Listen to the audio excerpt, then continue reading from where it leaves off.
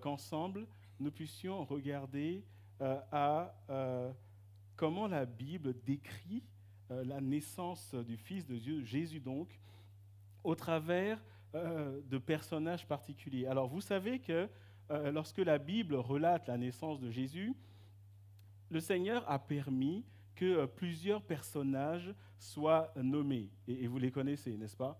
Est-ce que vous pouvez me citer les personnages lorsque Matthieu, Marc, Luc parlent de la naissance de Jésus? Quels sont les personnages qui vous viennent en tête? Marie, Joseph, les rois mages, les bergers, Hérode, Jésus, oui, de préférence. Vous êtes en forme ce soir, hein? Les anges, Joseph, berger, voilà, on a fait le tour, je crois.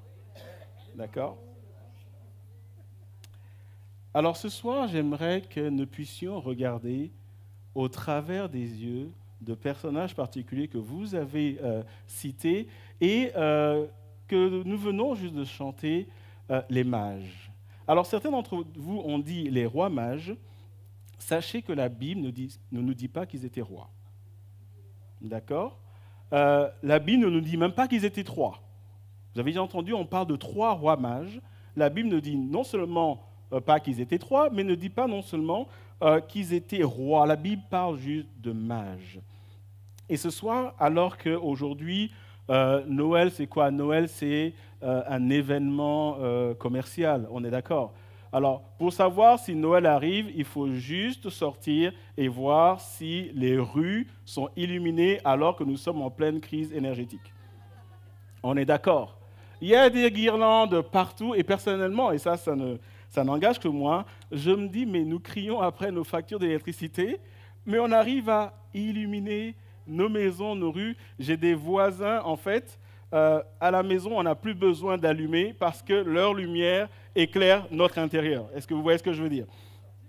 Et donc aujourd'hui, Noël, c'est plus un événement commercial. Quand vous allumez la télé, ce que j'aime bien aussi, c'est qu'on nous parle du miracle de Noël. Est-ce que vous avez remarqué que depuis le mois de novembre, il y a plein de téléfilms et c'est toujours la même histoire? Vous avez remarqué ça? C'est toujours une jeune femme qui est désespérée, qui est au bout de sa vie, et puis elle traverse la rue, elle tombe sur un beau jeune homme, et puis il y a une lumière, il y a un ange qui descend, et à la fin, ils vivent heureux, et ils eurent beaucoup d'enfants. Vous avez remarqué ça?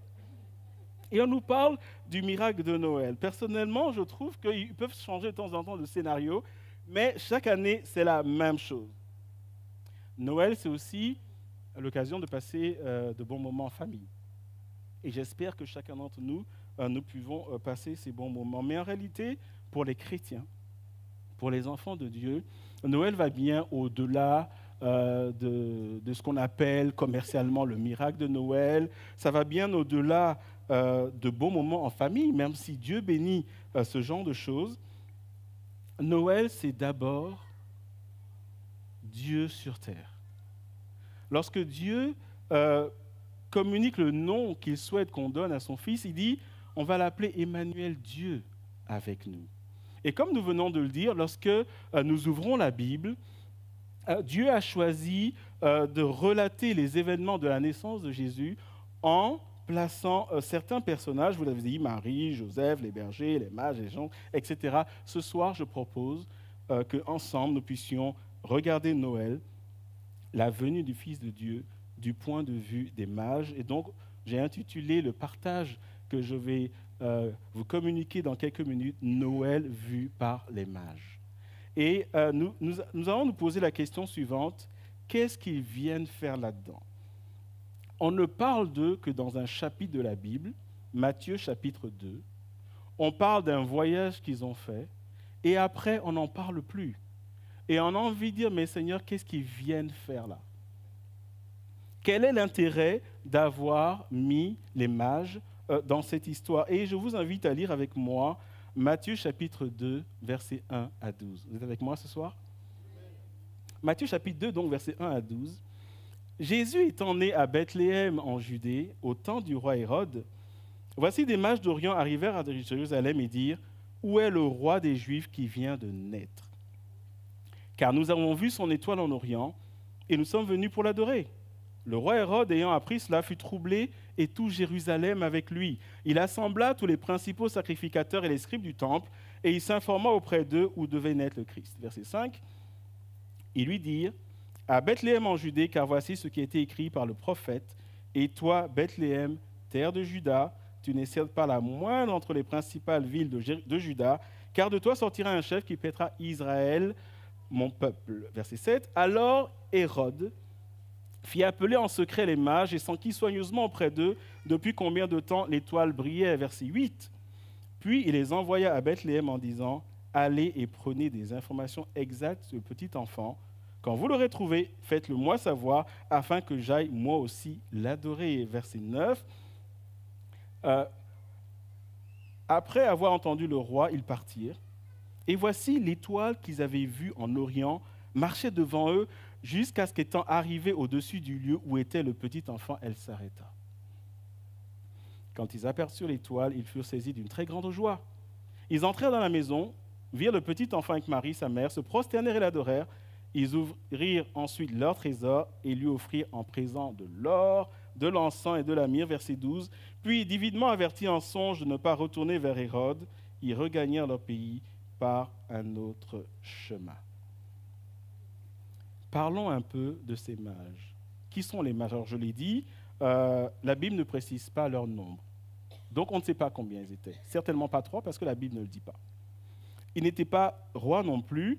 Alors, par définition, dans le contexte de ce passage, les mages, c'est d'abord des astrologues. Ce sont des savants. C'est des gens qui passent leur temps à regarder le ciel, en fait. D'accord? Et à l'époque, les mages, les astrologues, pour la plupart, faisaient de la divination. On essayait de lire l'avenir en regardant les étoiles. Et aujourd'hui encore, ce sont des choses qui existent, n'est-ce pas?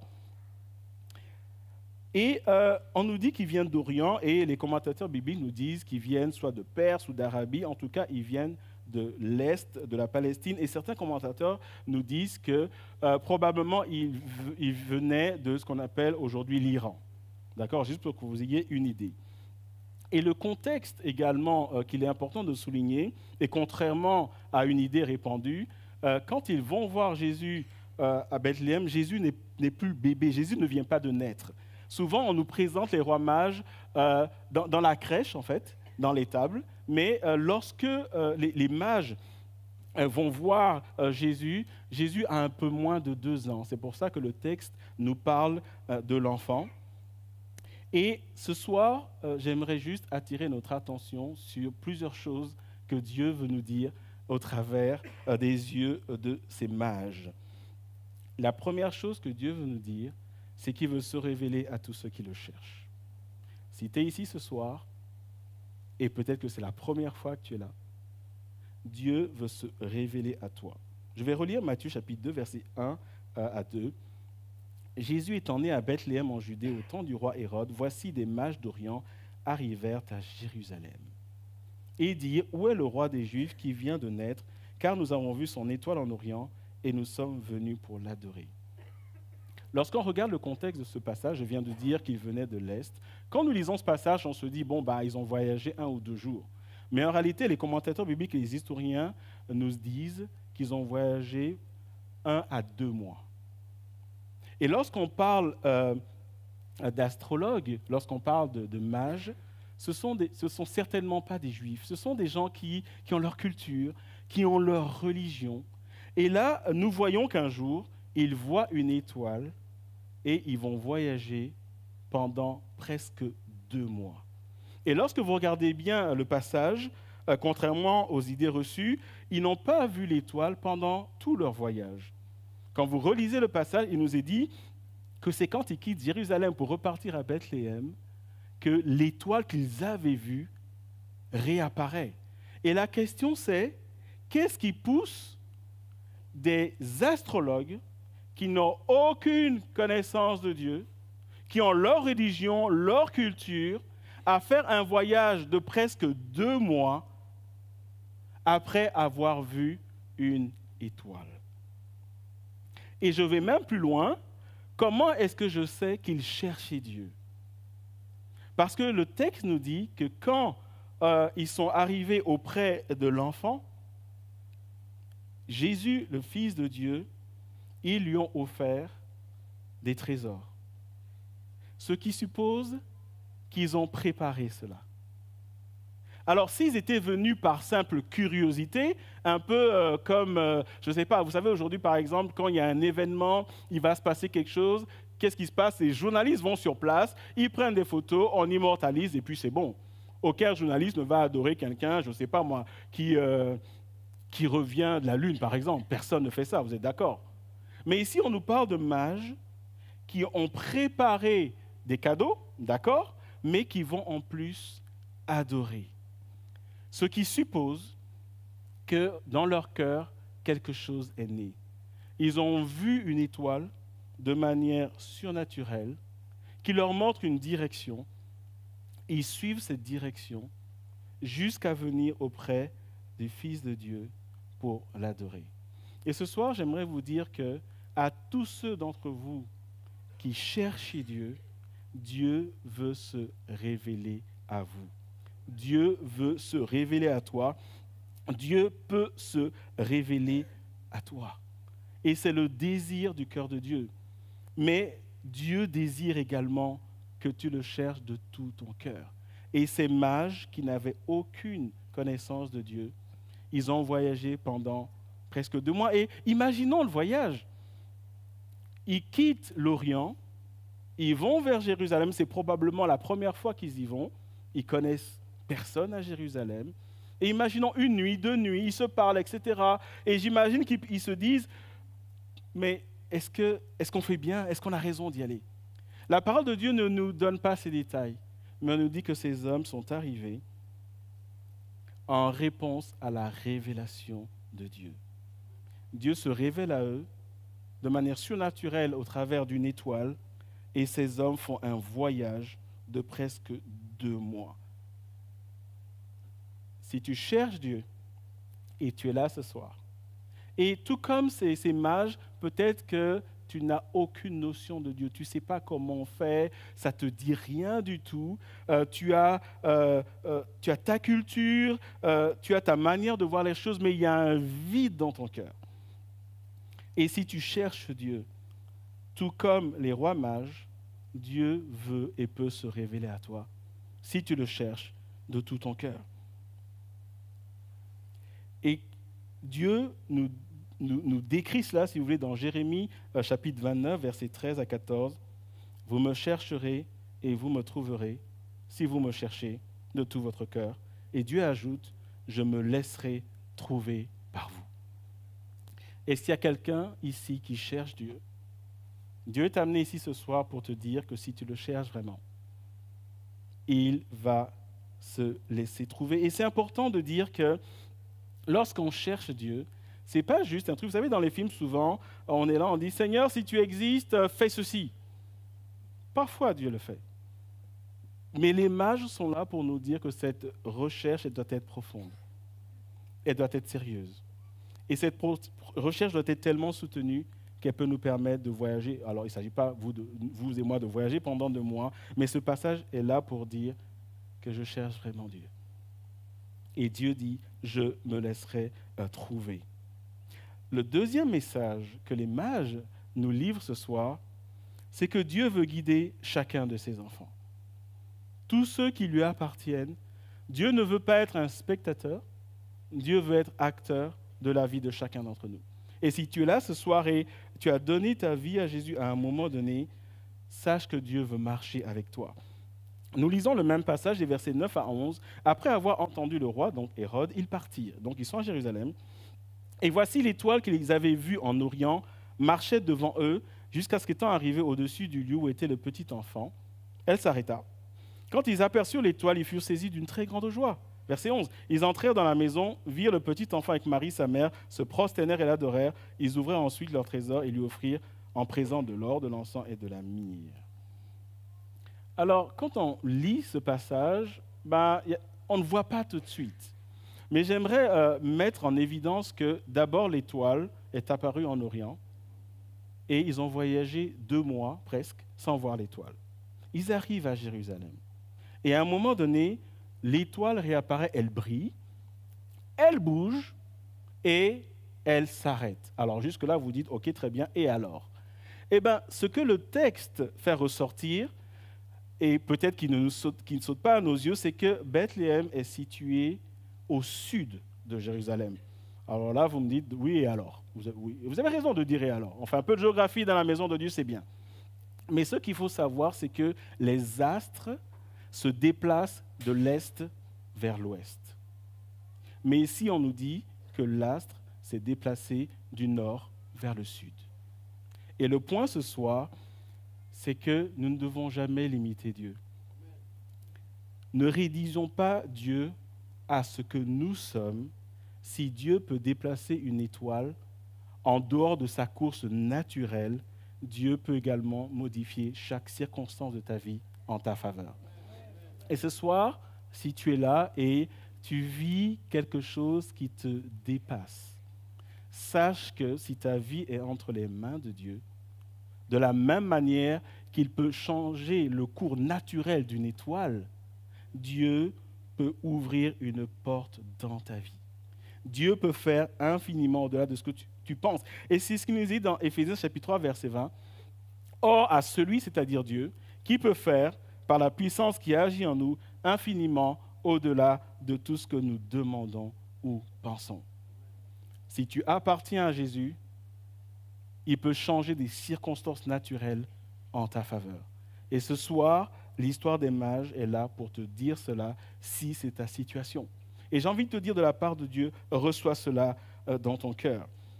La troisième chose que cette histoire des mages nous livre ce soir et pour laquelle Dieu nous parle et va placer ces mages dans le contexte de la naissance de son fils, c'est qu'il protège chacun de ses enfants. Alors tout à l'heure, vous m'avez dit qu'un des personnages, c'est Hérode. Alors Hérode, plus cruel que lui, tu meurs. Et nous avons vu que quand ils arrivent à Jérusalem, qu'est-ce qui se passe? Hérode les appelle et leur dit, quelque part, est-ce que vous savez où il est?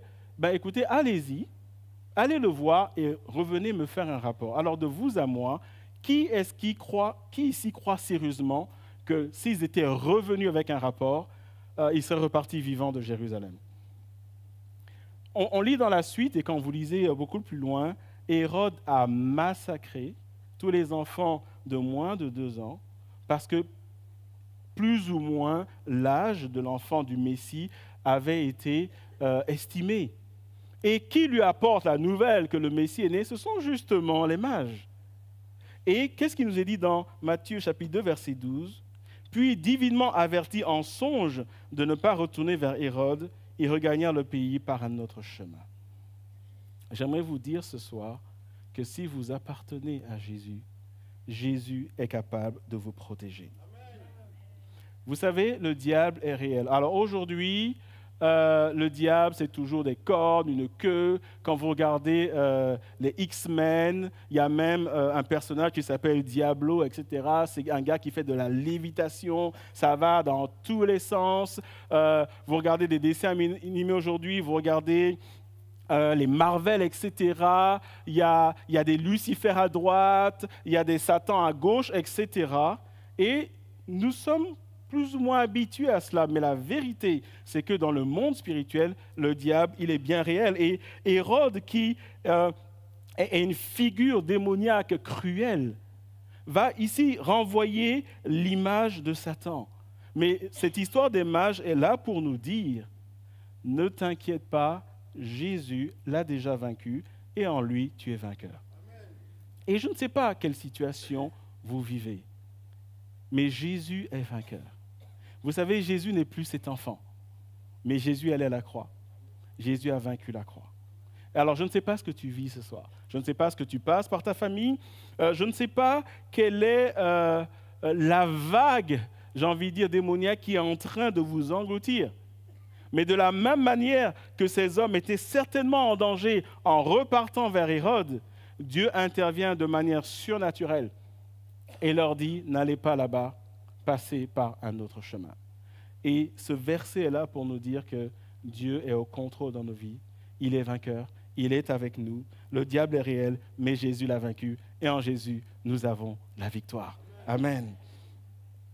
Et dans Exode chapitre 14, versets 13 à 14, il nous est relaté une histoire que nous connaissons bien. Le peuple va sortir d'Israël et à un moment, ils sont bloqués devant la mer Rouge. Il y a Pharaon et ses armées qui suivent et Dieu parle à Moïse. Et le peuple est là, il dit à Moïse, il y a panique à bord. Et de la part de Dieu, Moïse dit, Exode 14, 13 à 14, « Ne craignez rien, restez en place et regardez la délivrance que l'Éternel va vous accorder en ce jour, car les Égyptiens que vous voyez aujourd'hui, vous ne les verrez plus jamais. L'Éternel combattra pour vous et vous gardez le silence. » À un moment donné, Dieu te dit, garde le silence, je vais opérer une délivrance dans ta vie. Je ne sais pas ce qu'il y a dans ta famille en ce moment, mais ce soir, Dieu veut te dire, je combats pour toi. Garde le silence, ta délivrance, elle est proche. Quatrièmement, qu'est-ce que les mages nous disent aujourd'hui? Dieu nous dit au travers de ces personnages qu'il met dans Matthieu chapitre 2 qu'il change la destinée de ses enfants. Je relis le verset 12. Dieu, puis divinement averti en songe de ne pas retourner vers Hérode, ils regagnèrent le pays par un autre chemin. Frères et sœurs, j'aimerais que nous comprenions aujourd'hui que quiconque rencontre Jésus avec un cœur sincère ne retourne jamais sur ses pas. Dieu crée toujours un chemin. Personne, et c'est important de réaliser aujourd'hui que les mages sont venus dans la présence de Jésus. Ils l'ont adoré. Ils l'ont vu.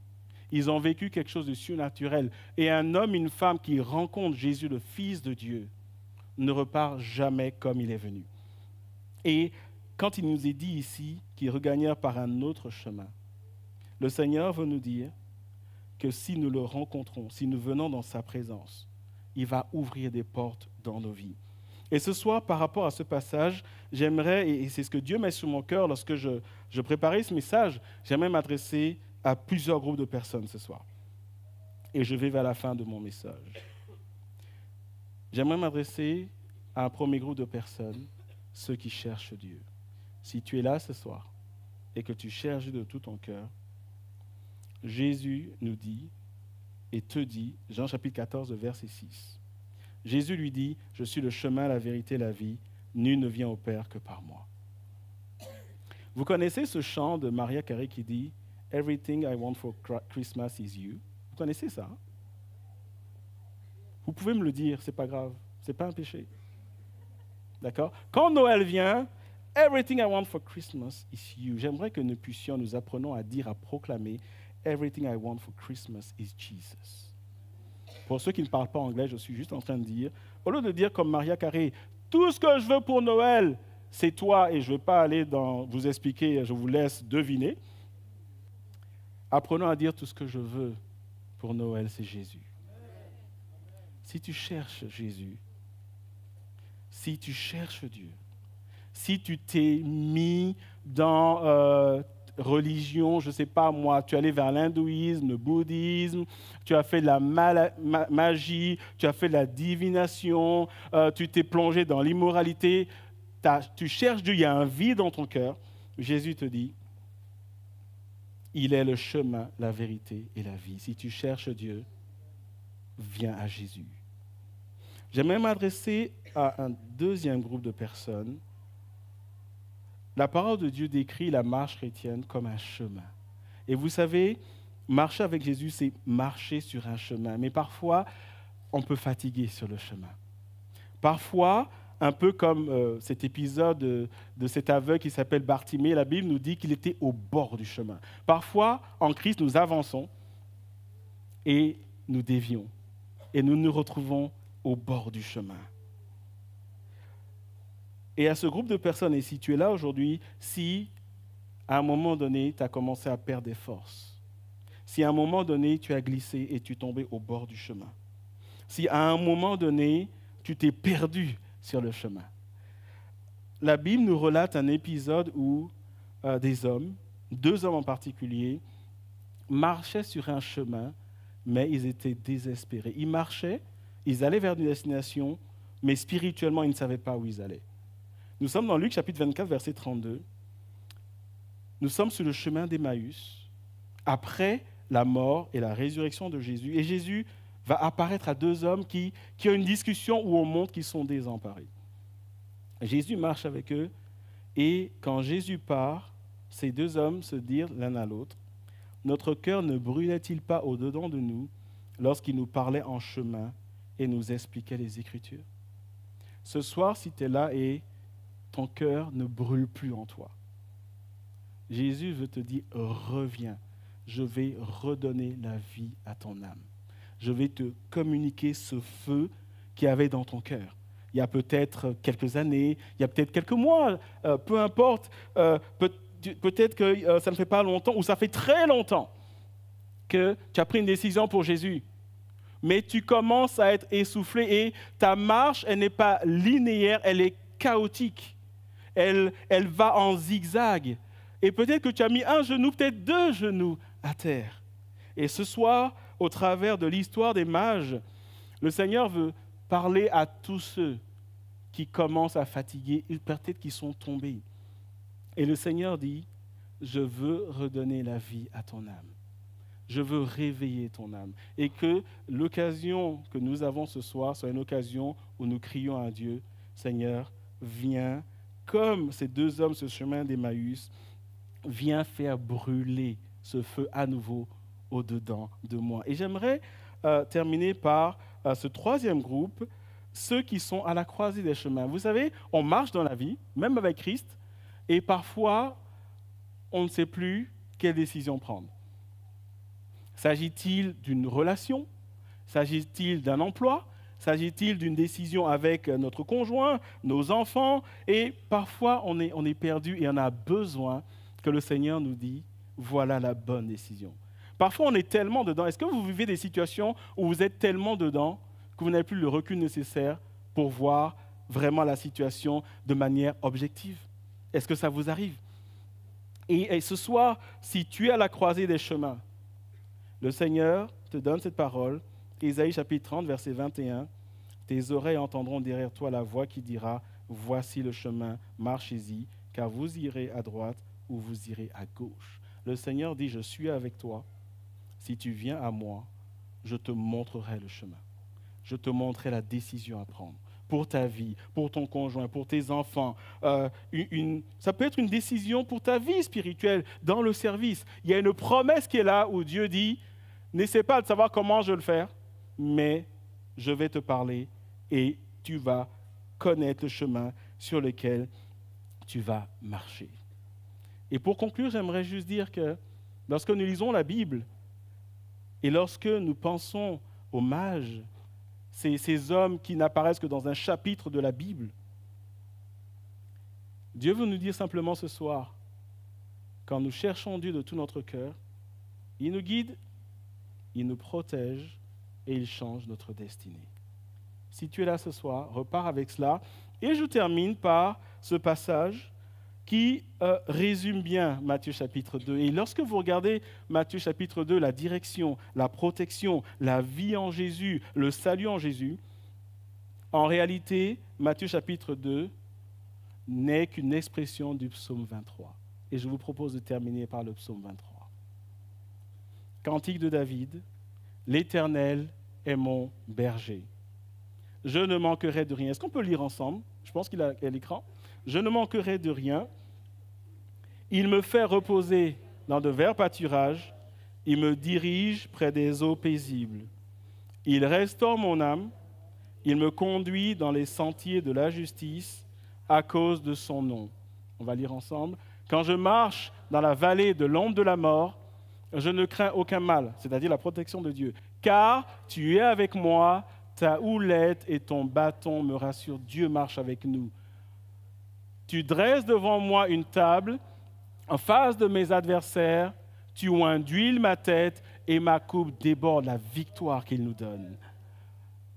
Oui, le bonheur et la grâce m'accompagneront tous les jours de ma vie et j'habiterai dans la maison de l'Éternel jusqu'à la fin de mes jours. La fidélité de Dieu, Dieu nous guide lorsque nous lui appartenons, pour autant que comme les mages, nous disons Seigneur, je te cherche. Et il a dit, je me laisserai trouver. J'aimerais juste que nous puissions prier pour clôturer ce temps.